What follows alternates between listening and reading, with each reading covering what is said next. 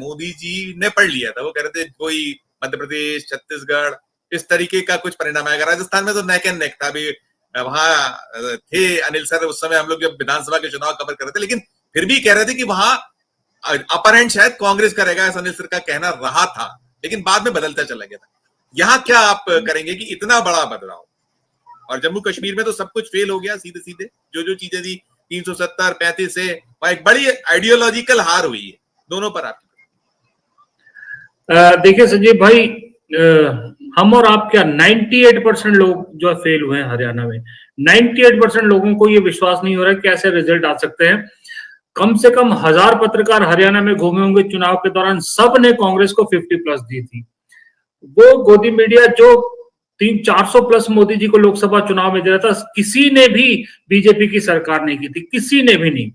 प्रदीप गुप्ता तो जैसे वो बता रहे थे अनिल भाई कि 70 तक पहुंच गए थे, मैंने भी सुना था। हरियाणा के लोग इतने सबसे ज्यादा वोकल लोग। मैं आपको एक रोकते हुए एक आ रहा है, दिल्ली के पूर्व मुख्यमंत्री अरविंद केजरीवाल ने कहा चुनाव आने वाले हैं, किसी भी चुनाव को हल्के में नहीं लेना चाहिए। आज के चुनाव से सबसे बड़ी सीख यही है कि कभी भी अति आत्मविश्वास नहीं होना चाहिए। हर चुनाव, हर सीट मुश्किल होती है, हमें कड़ी मेहनत करनी है, किसी भी तरह की अंदरूनी लड़ाई नहीं होनी चाहिए। ये मतलब बड़ा उनका सांकेतिक, बड़ी कई सारी बातें कह रहा है वो। जी प्लीज। मैंने सुना उनका ये बयान। और इसके इसी बयान के साथ जो अभी आपने फारूक अब्दुल्ला का बयान सुनाया था, उसमें भी नोट कीजिए, जब उनसे कहा गया कि आप कांग्रेस का एहसान मानते जाएंगे, तो उन्होंने कहा मैं सबका मानता हूं। उन्होंने कांग्रेस का नाम भी नहीं लिया, है ना।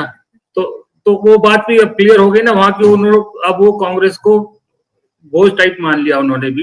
लेकिन खैर ये बात मैं ये कर रहा कि देखिए, वोकल इतनी थी कांग्रेस की जनता, इतने वोकल आपको किसी और स्टेट में नहीं मिलेंगे, जहां कह रहे थे सब, जिससे जो बात कर रहा था सब कह रहे थे इस बार तो बीजेपी की रड़क निकालनी है।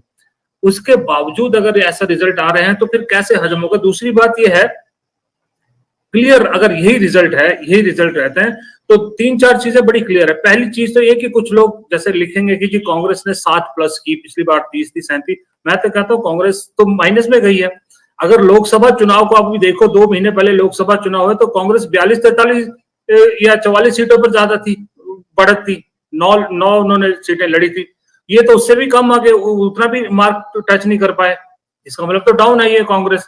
दूसरी बात यह है कि कुमारी शैलजा और भूपिंदर सिंह हुड्डा को अब कोई ना कोई एक मार्गदर्शक मंडल अब कांग्रेस को बनाना पड़ेगा। सर बहुत सारे लोग हो गए, बड़ी लंबी फहरिस्त हो गई है। वहां बिठाइए कि भाई शैलजा जी वोटिंग खत्म हो गई, उसके बावजूद भी बयान दे रही है कि मैं हरियाणा मुझे चांस दे सकता, सीएम बनना चाहती है। जो बीजेपी कोशिश कर रही थी जाट वर्सेस नॉन जाट करने की, वो कोई रास्ता नहीं मिल रहा था, वो रास्ता शैलजा ने दिखा दिया उनको। बीजेपी ये नैरेटिव बनाने में कामयाब हो गई कि जो कांग्रेस की सरकार है वो तो जाटों की सरकार होगी भाई, किसी और की नहीं होगी। तो नॉन जाट पूरा कंसोलिडेट हो गया, लेकिन जाट कांग्रेस के साथ पूरा कंसोलिडेट नहीं हुआ। 70% जाट कांग्रेस के साथ गया है, 30% जाट ने बीजेपी को वोट किया। हैरानी की बात यह है, इसका एग्जांपल यह है कि पिछली बार जो जेजेपी ने 10 सीटें जीती थी, 10 की 10 जाट बहुल सीटें थी जहां जेजेपी ने जीती थी। उन 10 में से 7 सीटें कांग्रेस को आई है, 3 सीट बीजेपी को गई है। दैट मीन्स कि 70% जाट जो है वो आपके साथ गया है, 30% वहां भी उधर गया। तो जाट कंसोलिडेट नहीं हुआ। वोट शेयर आपका बड़ा है, वोट आपका ज्यादा है बीजेपी के बावजूद भी आपकी सीट जो है इतनी कम है। सबसे पहला तो यह है कि एक क्लियर नैरेटिव बन गया। क्योंकि देखिए, हम और आप तो बहुत छोटी चीज है। मैं तो कहता हूं प्रधानमंत्री और गृह मंत्री ने भी चुनाव हारा हुआ मान लिया था, आखिरी के 2 दिन प्रचार ही नहीं किया। वो तो महाराष्ट्र और झारखंड में प्रचार कर रहे थे, वो तो हरियाणा में थे ही नहीं आखिरी के 2 दिन, वो भी मान चुके थे। तीसरी बात, मुझे ऐसा लगता है कि अब अगर इसको आप ध्यान से देखिए तो राहुल गांधी की जो 2 दिन की यात्रा हुई, उसके प्लान के पीछे क्या स्ट्रेटेजी थी। जिस एरिया से उनको गुजारा गया वो एरिया वो है जो बीजेपी के गढ़ है। 1 सीट आई है उस पूरे रूट में से, 1 सीट, बाकी सब हारी है कांग्रेस, सब बीजेपी को गई, बीजेपी की गढ़ है।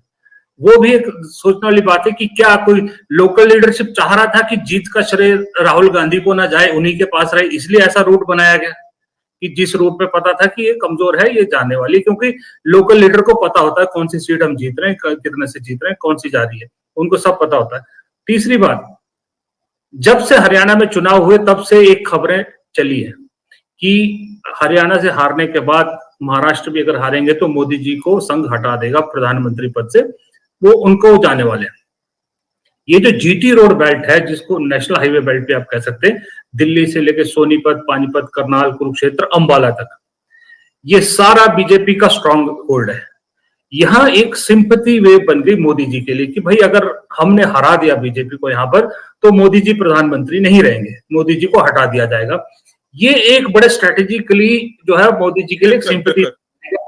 अब मुझे नहीं मालूम वो जो संघ हटा देगा ये खबरें चलवाई गई थी या सच की खबरें थी, मुझे नहीं मालूम, लेकिन जो भी है, लेकिन मोदी जी के लिए सिंपैथी फैक्टर वहां पर काम किया, इसलिए वहां पर बढ़िया बीजेपी ने परफॉर्म किया, सारी सीट तकरीबन जीत रहे, एक दो छोड़ के।